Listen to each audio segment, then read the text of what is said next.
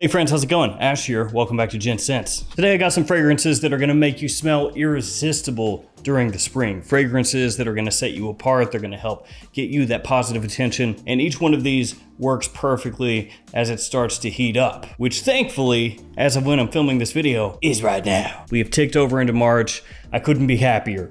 Winter dragged, I'm over it, I'm ready for things to start heating up. And so let's tackle these fragrances. Let's go over some absolute spring stunners.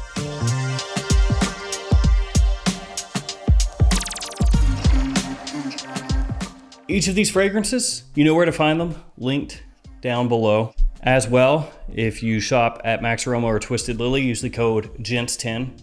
10% off your order. And also one fragrance that I'm not officially featuring that will have you smelling amazing during the spring. Terra Nova, this is my fragrance. I'm biased. But this one you can find at every Perfumania, every fragrance outlet store in the US, along with Blue Ridge and Jet Black Enigma, my other fragrances. Alternatively, if you buy them off Michael Malul's website, which is also linked below, GENTS, 20% off your order. All right, let's do this. Number one, the first fragrance in this list is one that I love during the spring and also the winter. That's a little bit of a tip. If you followed the channel for a while, you may know which one it is. It is from AZZARO, quite affordable from discounters. Chrome Aqua. Fresh, aquatic, clean, invigorating, has a great mintiness to it. So you got a little green tinge there off the top. You also have basil in here, you've got vetiver, you have grapefruit, along with that aquatic note that gives it the name AQUA.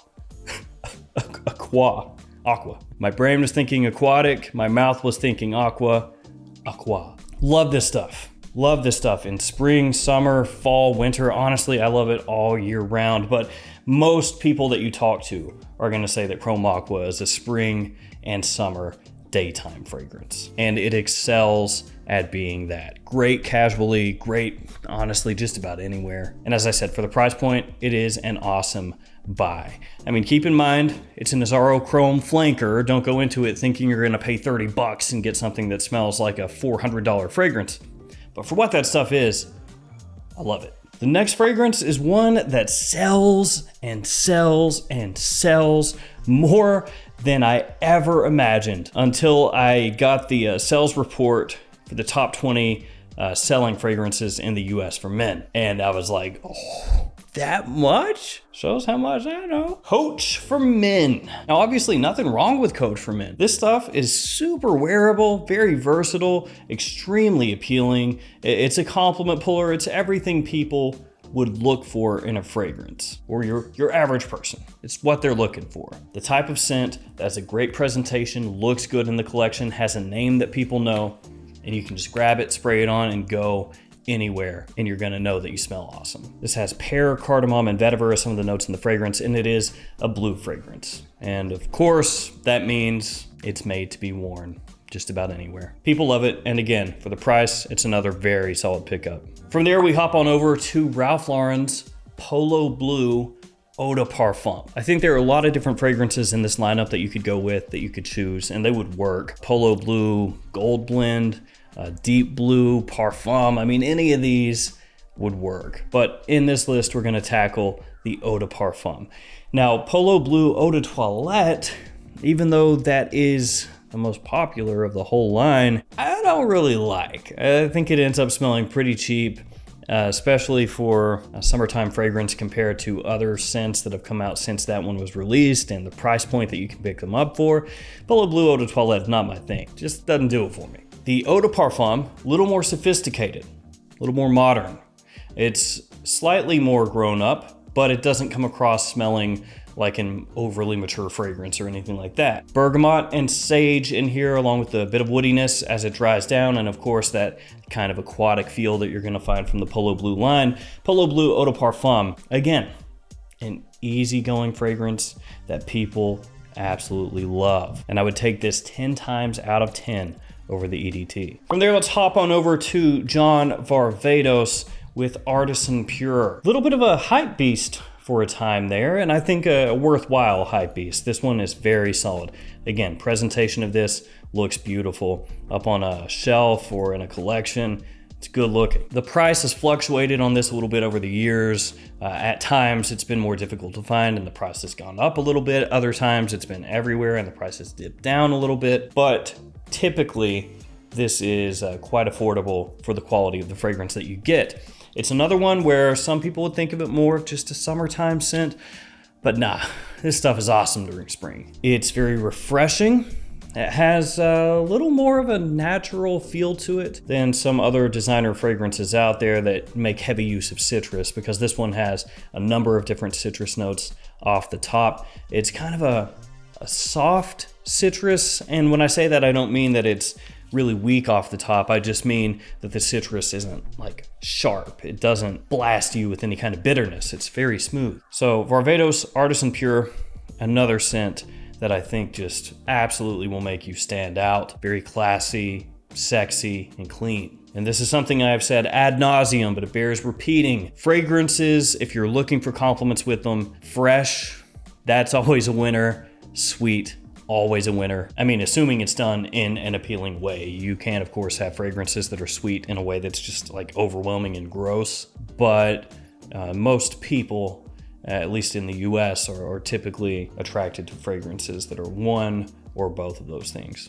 And of course, I don't mean those are the only fragrances that work very well for attention. I'm just saying, safe bet. Number 5 in this list from Versace, Eros Flame. Eros Flame is a scent that I did not enjoy a great amount when it was first released. And then a while later, I started to wear it again, tried to give it a second shot.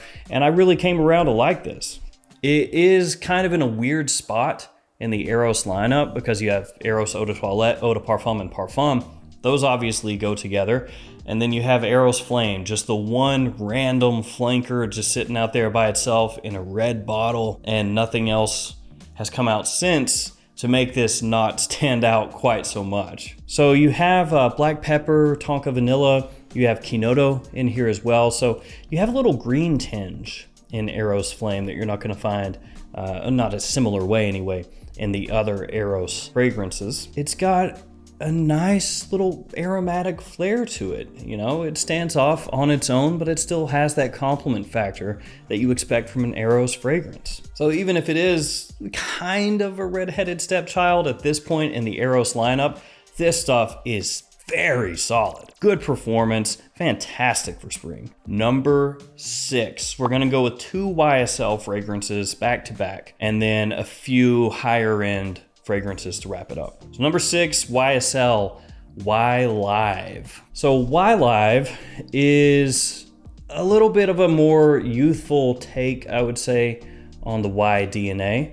It's got some sweetness in there that you can kind of draw a parallel to Paco Rabanne's Invictus with. So if you want to dumb it down, it's kind of like YSL Y meets Paco Rabanne Invictus, you get Y Live. And to a lot of people that may not sound that good. And truth be told, before I smelled Y Live, if you told me that, I would say, nah, I'm not really interested in that. But Y Live is a fragrance that absolutely excels in pulling unsolicited compliments. That sweetness, freshness combination that it has is just fantastic. So while it may not compete with Y Eau de Parfum, for example, as far as just the overall hype behind it, Y Live never really took off in that way. It is a choice, especially for younger guys through middle age, that will absolutely shine during spring. People have gone crazy for that when I've worn it. Number 7 is a different choice, very different.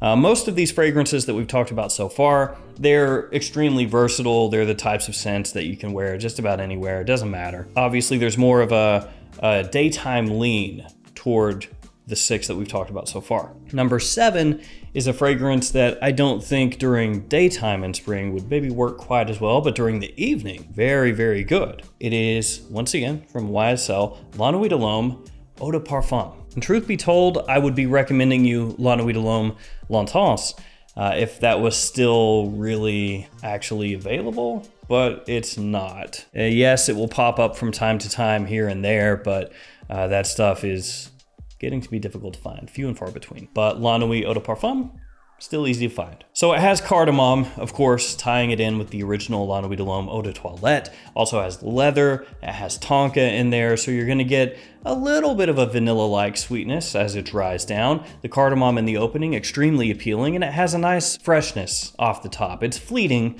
but it does have this nice fresh sweet combo in the opening. It's a fragrance that did not blow me away when it came out because I didn't feel like it did enough to really set it apart from the fragrances that had come before it. And I still feel that way, but this list is about fragrances that will just absolutely crush it as far as people enjoying how they smell, you know, getting you that positive attention if that's what you're after. And I can tell you that during the spring, on a date or a night out, something like that, La Nuit de l'Homme Eau de Parfum is gonna be perfect. A slightly more modern take on the La Nuit de l'Homme DNA. And you are not gonna find anybody out there who's gonna argue with you about La Nuit de l'Homme being one of the tentpole date night fragrances in the entire designer fragrance realm. If they argue with you about that, they're arguing just for the sake of arguing. All right, a few higher end fragrances here to wrap it up. AMOUAGE Reflection Man. This one, sophisticated, elegant, gentlemanly. It has quite a number of white florals in here. You're gonna pick up jasmine, you're gonna pick up neroli, bit of woodiness as the fragrance dries down. And it was compared for a time to Jean Paul Gaultier's Le Male. Not super close to that one, but it does have kind of a powdery floral feel while still being masculine, so that's where that comparison comes in. It's like the grown up, much richer, more refined brother of Le Male, maybe. And as far as AMOUAGE fragrances go, which they have some stone cold stunner fragrances, stone cold stunner, in the AMOUAGE lineup. Like, they have just some fragrances that the first time I smelled them, they blew my mind. But not all of their releases are made for use by the masses, which is a good thing. I mean, they shake it up, they give you some different stuff. Reflection is possibly their safest one and their biggest compliment puller for the highest number of people. Number 9, Mancera's Citra Boisée. Safe choice, yes. Very versatile. Another one that is definitely not just a spring fragrance. Wear this whenever. It's drawn some comparisons to a Ventus. Does it really smell like a Ventus? No. But I would say it has versatility like a Ventus. Maybe not quite as much as the Creed, because this one does lean more on, I hate to call it, but like a synthetically fruity sweetness off the top, and doesn't have that smoke really. It's more fresh, citrusy, sweet woody than Creed Aventus. But this is one that just stands the test of time. Years and years ago, when I started my channel, this was a fragrance that always worked amazingly for me. And it still does, just the same today as it did back then. And frankly, before I had the channel, this stuff just always has worked, and it's very affordable from discounters. So it's a niche fragrance where you get 120 mils of the stuff, a decent presentation, I guess, because it comes with a little bag. You get good performance, good wearability, just the whole package here. It's why so many people own this. You guys send me your collections all the time to be roasted, and I can't tell you how many collections I've looked through. And this is, again, no shot at you guys or the fragrance or anything, but you'll have designer, designer, designer, designer, designer, designer, and you'll have like one niche. It'll be that one. You know why? Because it works. Last one, this is from Tom Ford. It is Mandarino di Amalfi. Another one that's fresh, invigorating, enlivening. It's got a little green tinge to it, and I'm a big fan of that. I know some people aren't, but this is not one of those fragrances that is just a full-on green fragrance. It just has a little bit. It's got that basil in there. It gives it this little herbaceous touch. Has some aquatic freshness to it, citrus off the top that has a very natural feeling to it. Perfect during the summer.